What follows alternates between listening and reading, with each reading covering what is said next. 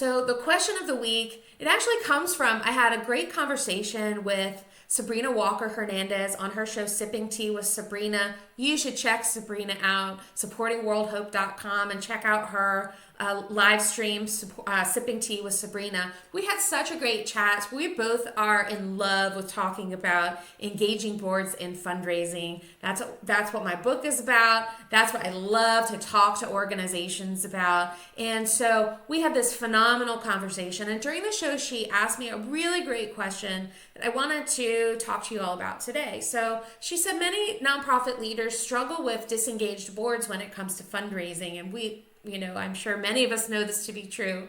Why do you think board members often hesitate to get involved in fundraising activities? I think it's such a phenomenal question.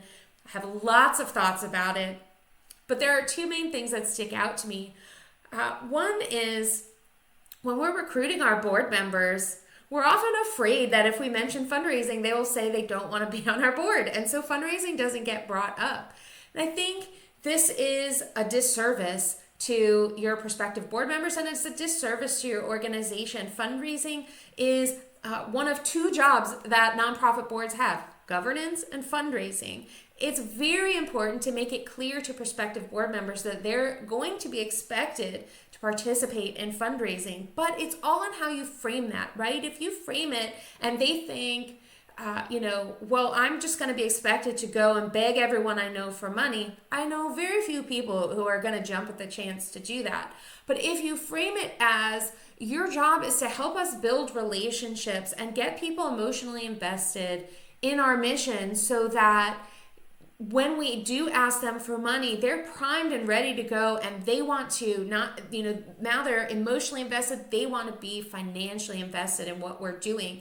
That's a very different ask. It's a very different framing, and it's how fundraising should be. It shouldn't be this, I call it the handout versus the handshake, right? You don't want to go with your hand out asking people for money. You might get some, but there's no real investment from your donor. So you might get something, but it's not going to be significant. It's not going to be meaningful to them. It's not going to stick with them. You're very unlikely to get them to give multiple times, in an ongoing fashion. When you go for the handshake, come be part of what we're doing. Let me introduce you to our mission. Come and join our team, join our family, join the community that's built up around this vital community mission. Then they start to feel like they're really a part of something, and they want to be financially invested. They're going to give more. They're going to give for a longer period of time when you approach fundraising from that perspective, from relational fundraising. People generally say, oh, wait, I can totally do that.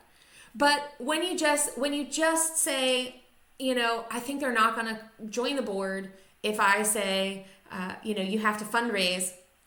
Okay, well, if they're not going to join the board, if you say they have to participate in fundraising, don't you want to know that ahead of time instead of having them come on the board and then you spring it on them that they have to participate in fundraising and they say, nobody ever talked to me about that.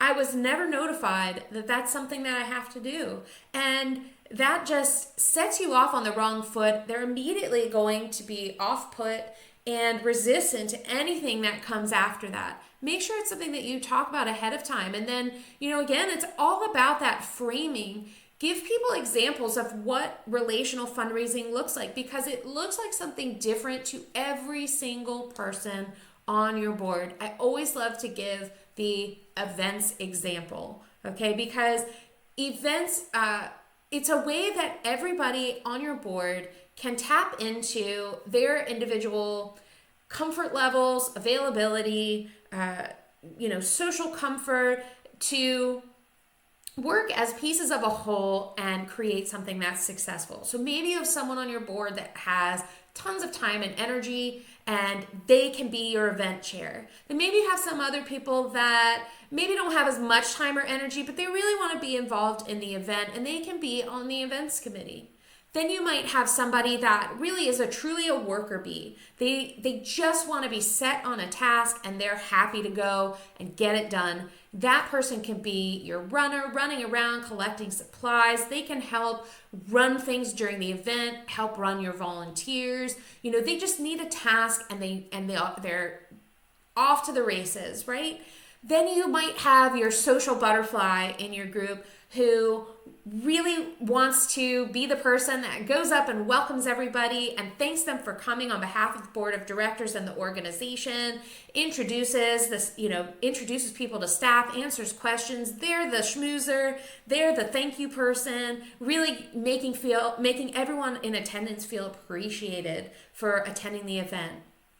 Maybe you have somebody that's not really socially comfortable, they don't have a ton of time, but they can give a significant amount and they're happy to talk to their friends and family. And so maybe that person buys 2 or 3 tables at your event and they fill it with their friends and family so that they can be there, experience the event, listen to the mission moments that happen throughout the event, and become engaged, introduced to the schmoozer, and that person can really get them excited about the mission and the organization. So you've got, your table buyer.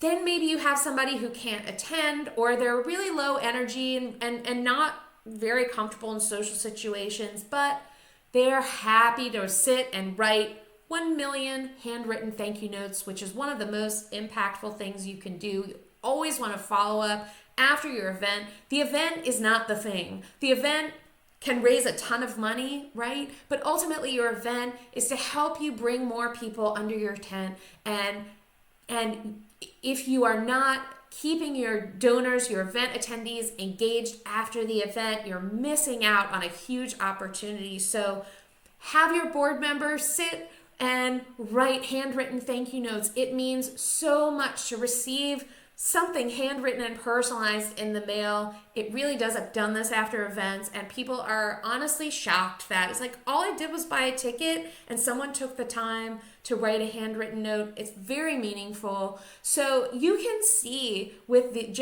example of events, we're not even talking about your whole development plan. We're just talking about one event, how everybody on your board can work in tandem, work as pieces of a whole, work at their comfort level, and do something to contribute to fundraising that helps create something successful and helps raise the money to keep your mission going. I hope that information was helpful to you. If you have a question that you would love answered, please again submit it to Wednesday@bewhatsgood.com. I would love to answer your questions. And also, again, remember, if you have something good going on at your organization that you want us to celebrate, Wednesday@bewhatsgood.com. Send everything my way. I can't wait. So where can you find me?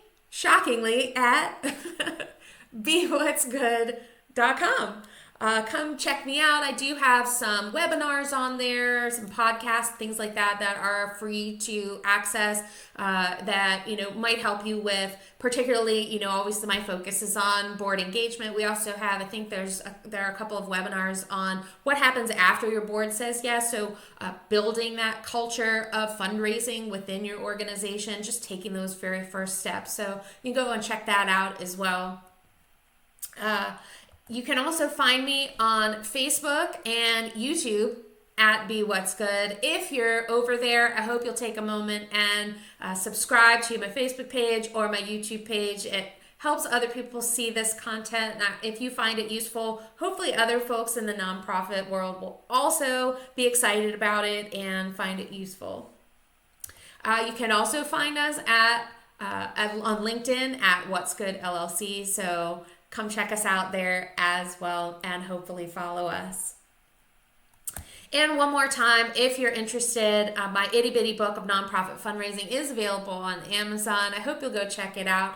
I made it so that it was just a short little read. It's literally itty bitty, 42 pages or something like that. It's about a half-hour read. It's just the basics of what your board needs to know about their role as fundraisers. And then the whole last third of the book is just actionable ideas of how they can participate in fundraising. I made it small. I made it inexpensive, and so that you can give it as a gift to your board and to be that little expert in their pocket that maybe they'll listen to if they're not not listening to you. So I hope you'll go check it out as well. And thank you all so much for watching the show. I hope you'll come back for week 4. Thanks. I'll see you again next week for another What's Good Wednesday.